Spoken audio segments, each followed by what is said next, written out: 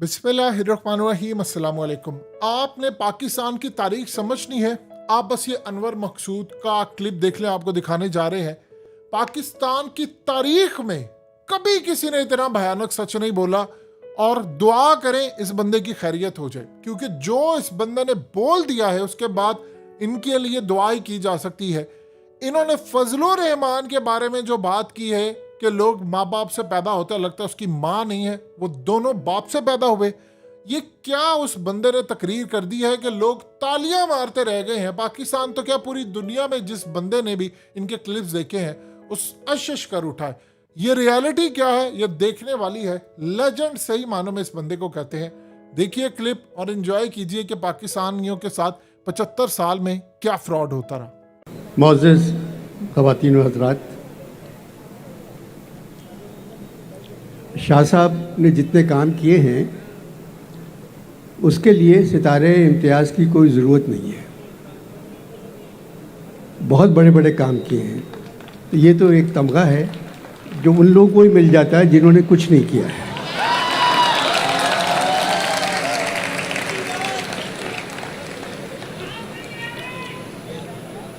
अच्छा देखिए बेटा, पीछे आवाज़ जा रही है या नहीं जा रही है?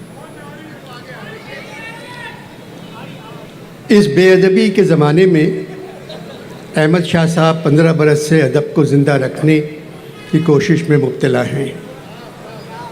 इस मेले के लिए बहुत मेहनत करते हैं और सिला भी मिल जाता है।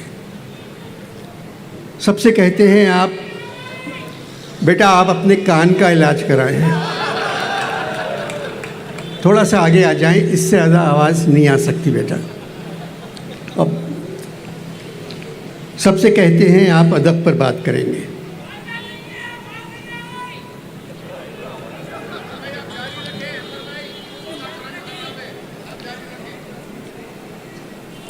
सबसे कहते हैं आप अदब पर बात करेंगे। सिर्फ मुझसे कहते हैं आप पाकिस्तान पर बात करेंगे, जबकि पाकिस्तान का अदब से कोई ताल्लुक़ नहीं है।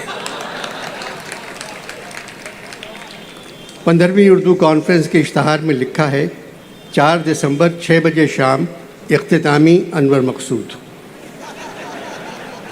मेरे नाम के साथ इख्तितामी लिख दिया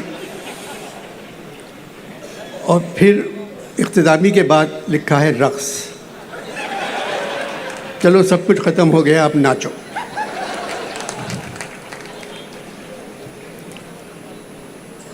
अवाम के लिए दिल दुखाने का तसव्वुर पाकिस्तानी सरबराहों के दौरे हुकूमत में कदम कदम पर मैसर आ जाता है।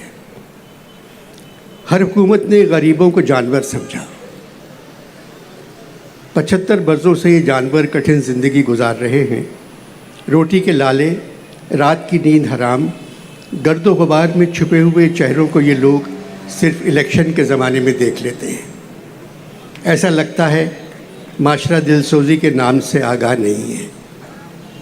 परेशान हाल लोगों को ये लोग बैलों, गायों, बधियों, बछड़ों का एक गोल समझते हैं और बड़ी बड़ी स्याह शीशों वाली गाड़ियों में बैठे ख़ुद को खुदा समझते हुए, क्योंकि वो सब कुछ देख रहे हैं, उनको कोई नहीं देख सकता, सायरन बजाते हुए गोल को इधर उधर भगा देते हैं और उनके लिए बिरयानी के पैकेट फेंकते जाते हैं। बच्चे भाग भाग कर पैकेट उठा लेते हैं, बड़े नहीं उठाते। वो कहते हैं बच्चों को तो ज़िंदा रहना चाहिए।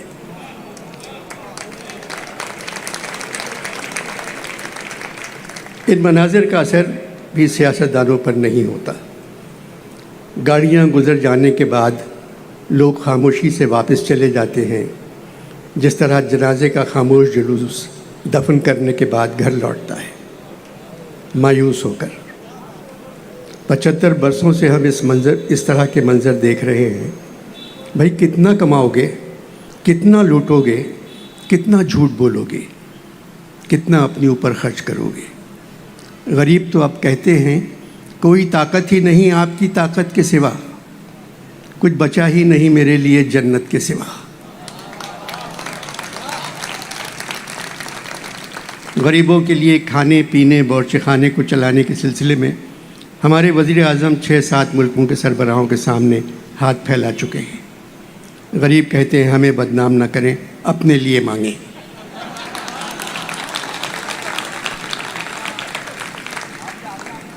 टुक हिरसो हवस को छोड़ मियाँ, यहाँ मियाँ का लफ्ज़ बहुत अच्छा लग रहा है मुझे।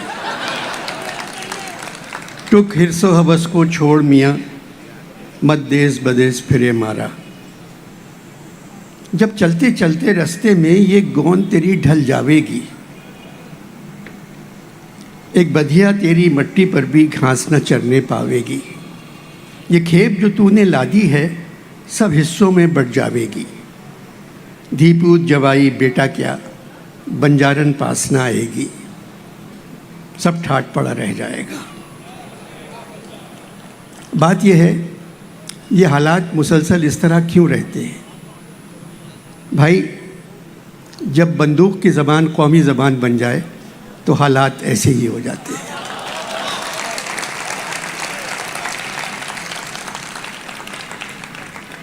आर्ट काउंसिल की इमारत 65 बरस से इसी जगह मौजूद है। एक वक्त था जब इस इमारत में एक कोने में उकड़ू बैठे सादक़ैन तस्वीरें पेंट करते रहते थे। सीढ़ियों से फैज़ साहब उतर रहे हैं। आर्ट काउंसिल के फिसल बंडे से सूफ़ी साहब फिसलते हुए आ रहे हैं क्योंकि वो सीढ़ियाँ नहीं चढ़ सकते थे। आली साहब, रईस अमरोवी, बुखारी साहब, सिफ्ते हसन, हाजरा आपस में बातें कर रहे हैं। इंतज़ार हुसैन साक़ी फ़ारूक़ी से बचते फिर रहे हैं। मोहम्मद हसन अस्करी खामोश बैठे हैं। फिर अस्करी ने बोलना शुरू किया। बोलने वाला अस्करी का ताल्लुक़ मोहम्मद हसन अस्करी से नहीं था।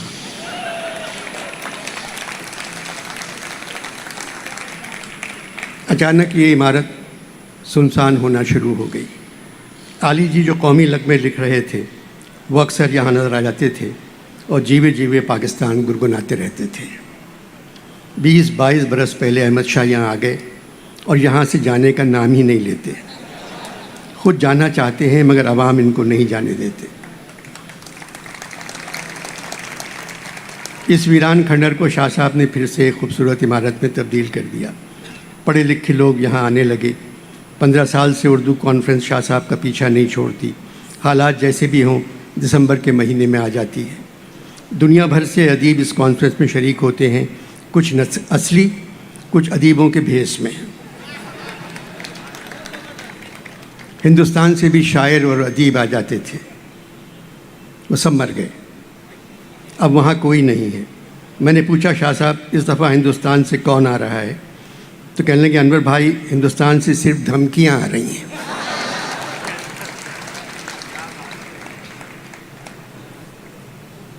आर्ट्स काउंसिल के इलेक्शन उर्दू कॉन्फ्रेंस के बाद होते हैं और शाह साहब जीत जाते हैं। स्टेज पर आने से पहले शाह साहब ने मेरे कान में कहा, अनवर भाई आपके पास 30 मिनट हैं। मैंने पूछा, आपसे किस डॉक्टर ने ये कहा? बोले, अल्लाह आपको लंबी उम्र दे, मेरा मतलब था आपको 30 मिनट बोलना है, पाकिस्तान पर सबकी तारीफ़ करना है और ख़ास तौर पर नए आर्मी चीफ़ की।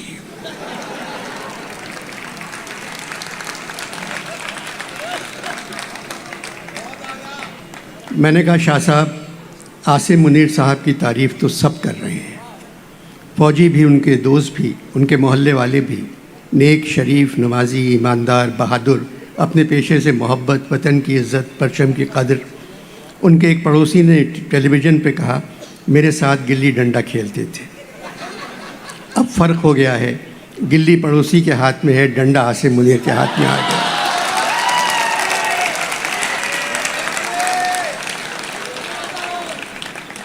मेरी दुआ है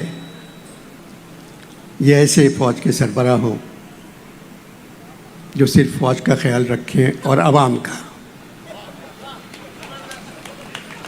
बाजवा साहब ने अपनी अलविदाई तकरीर में कहा था, फरवरी 2022 फ़ौज ने फ़ैसला किया है कि वो सियासत से परहेज़ करेगी। बहुत अच्छा फ़ैसला है। इसका मतलब है 74 बरस फ़ौज ने सियासत से बदपरहेज़ी की।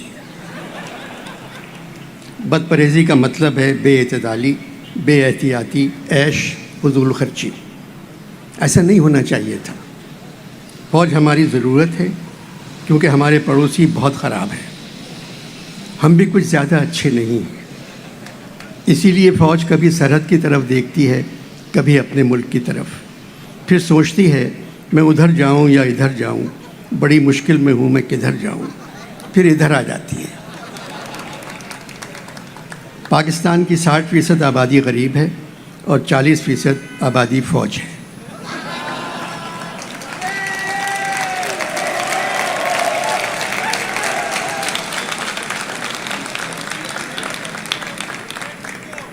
अमीरों का पाकिस्तान से कोई ताल्लुक़ नहीं। वो अपने बच्चों को मुसलमान करवाने भी लंदन भेजते हैं और कहते हैं यहाँ मुसलमान होने की सहूलत नहीं। बेरोज़गारी, बदहाली, महंगाई, परेशानी, पशेमानी, उदासी मुल्कों पर बादलों की तरह छा गई है। किसी को एहसास ही नहीं है कि वो इस मुल्क के साथ क्या कर रहे हैं।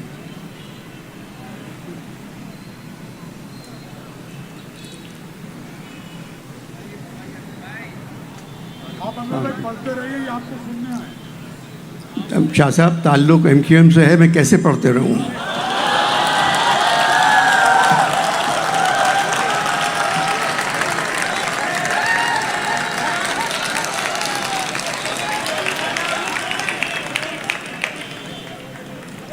उदासी मुल्कों पर बादलों की तरह छा गई है। किसी को एहसास ही नहीं कि वो इस मुल्क के साथ क्या कर रहे हैं। कब्ज़ा मिल जाता है तो ऐवान तालियों से गूंज जाते हैं। इसके बावजूद अहमद शाह का इसरार है मैं पाकिस्तान पर बात करूं, पाकिस्तानी कहानी सुनाऊं। हालात बदल गए शाह साहब। जो दिल में है, जो है ज़बां पे, दिल को नहीं उससे फ़ायदा।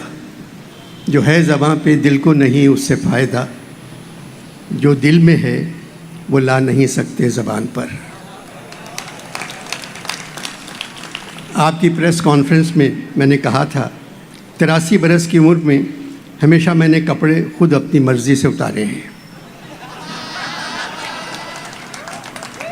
कुछ उल्टा सीधा बोलकर अपने कपड़े पंजाब पुलिस से नहीं उतरवाना चाहता। पाकिस्तान 75 का हो गया। मैं पाकिस्तान से 8 बरस बड़ा हूँ। मेरी इन गुनाहगार आँखों ने पाकिस्तान को परवान चढ़ते कम और परवान उतरते ज़्यादा देखा है। गरीब गरीब तरीन हो गए, अमीर अमीर तरीन। 14 अगस्त 1947, नया मुल्क, नया आसमान, खूबसूरत सरजमीन। 24 साल बाद आधी ज़मीन बंगालियों ने वापस ले ली। आधी ज़मीन जो बची थी वहाँ लोगों ने ख़रीद ली या बेच दी। अब सरजमीन में से सिर्फ ज़मीन गायब हो गई है, अंग्रेज़ी वाले सर बच गए। जिनके पास ख़रीदी हुई ज़मीन है बेचारे गरीब मजबूरन उनसे कहते हैं, सर ज़मीन कहाँ गई? इसके बावजूद पाक सरज़मीं शाद बार सुनकर खामोशी से खड़े हो जाते हैं, परचम सितारा व हिलाल से आंसू पोंछते हैं और अंधेरों में गुम हो जाते हैं। कहानी पाकिस्तान की सुनेंगे आप? किस्सा मेरा सुनोगे तो जाती रहेगी नींद। किस्सा मेरा सुनोगे तो जाती रहेगी नींद। आराम चश्म मत रखो इस दास्तां से तुम। ये कह के जो रोया तो लगा कहने न कह मीर। सुनता नहीं मैं जुल्म रसीदों की कहानी। कहानी जुल्म रसीदों की है। मुझे शाह साहब की बात याद आ गई। अनवर भाई, आपको बोलने का चेक जब मिलेगा जब आप लोगों को खुश और हंसता हुआ रखेंगे। शाह साहब, जो काम हुकूमत का है वो मुझसे क्यों सौंप रहे हैं? हुकूमत का काम है लोगों को खुश रखना और हंसता हुआ रखना। हुकूमत ने अवाम को हंसता हुआ तो रखा है। अवाम वज़ीर आज़म और तमाम वज़ीरों के बयानात पर घंटों हंसते रहते हैं मगर खुश नहीं है। पाकिस्तान की कहानी एक फ़िल्म की तरह है जो 75 साल से चल रही है। हिदायतकार पंजाब।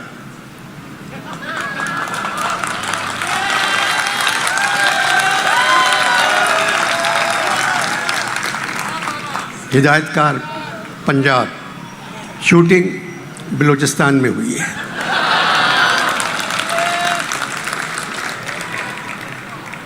पसे पर्दा मौसीकी, आर्मी का बैंड। फिल्म का इंटरवल 1971 में होता है, जब मशरक़ी पाकिस्तान बांग्लादेश बन गया। इंटरवल के बाद फिल्म एक मिली नगमे से शुरू होती है, ऐ वतन के सजीले जवानों। इसके बाद फिल्म का हीरो जो सिंधी है एक बढ़ई के पास जाता है और उससे कहता है एक ऐसा तख्ता चाहिए जिसको उल्टा न जाए। बढ़ई एक तख्ता बनाकर देता है जो 6 फीट चौड़ा और 4 फीट लंबा है, उसके दरमियान 3 फीट और 2.5 फीट का सुराख है। बढ़ई कहता है इस तख्ते को कोई उलट नहीं सकता, मगर इस तख्ते के दरमियान जो सुराख है तुम उसके नीचे जा सकते हो। इस मंज़र के बाद आर्मी बैंड है मर्द मुजाहिद जाग ज़रा अब वक्त शहादत आया बजाता हुआ गुजर जाता है। फिल्म के आखिरी मंज़र में एक आदमी अमेरिका से पैसे मांग रहा है, चीन से पैसे मांग रहा है, बरतानिया से पैसे मांग रहा है, सऊदीया से पैसे मांग रहा है, यूएई से पैसे मांग रहा है और कह रहा है अगर तुर्की से कर्ज़ा मिल गया तो कसम खुदा की आप सबके पैसे हम वापस कर देंगे। एक छोटा बच्चा आता है और वो आकर एक शेर पढ़ता है, खुदा से मांग जो कुछ मांग ना हो ऐ मुफलिस, खुदा से मांग जो कुछ मांग ना हो ऐ मुफलिस, यही वो दर है कि ज़िल्लत नहीं सवाल के बाद।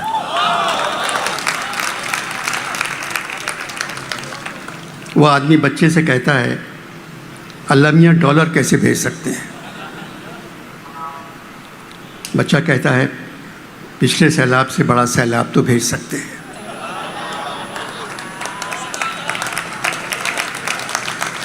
फिर आपके दामन में डॉलरों की बारिश। अब सिर्फ तबाही और बर्बादी ही आपकी आमदनी का ज़रिया बन सकती है। जितनी तबाही उतनी बेहतरी। बेटे तुम तो क़यामत की बात कर रहे हो। मोहतरम क़यामत तो आ चुकी है। उसकी निशानियाँ पता है आपको क्या हैं? जब बुरे लोग अच्छे लोगों पर हुकूमत करने लगे,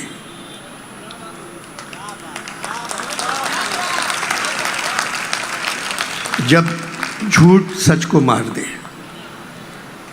जब अदालतें किसी और इदारे से फैसला आने का इंतज़ार करने लगे,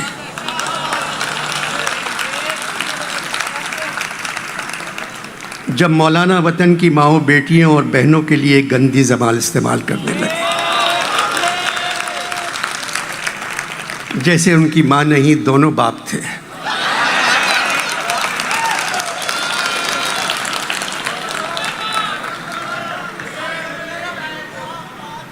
तुम्हें कैसे मालूम बुरे लोग अच्छे लोगों पर हुकूमत कर रहे हैं? मैं आज की बात नहीं कर रहा हूँ, 75 वर्षों की बात कर रहा हूँ। सिर्फ बच्चों की तालीम पे ध्यान दें। एक यूनिवर्सिटी के बजाय 100 स्कूल खोल दें। बच्चों के हाथों में किताबें दे दें ताकि मुस्तक़बिल में ज़्यादा अच्छे लोग अच्छे लोगों पर हुकूमत कर सकें। अच्छा ये बताओ बेटे, हम इस मुल्क को किस तरह ठीक कर सकते हैं? अलिफ बे वाले कायदे से पे और एन निकाल दें, फिर जो मर्ज़ी आए वो करें। एन निकाल दें, एन निकाल दें से क्या होगा? जब आप कायदे से एन निकाल देंगे तो अस्करी गायब, उरूज गायब, अदालत गायब, अजाब गायब, इज़्ज़त गायब, उरियाँ गायब, ऐश गायब। अच्छा बेटे, और अगर पे निकाल दें तो पब्लिक गायब, परेशान गायब, पार्लिमान गायब, पेशी गायब, फिर मांग गायब, पशेमान गायब, पामाल गायब, पाकिस्तान गायब।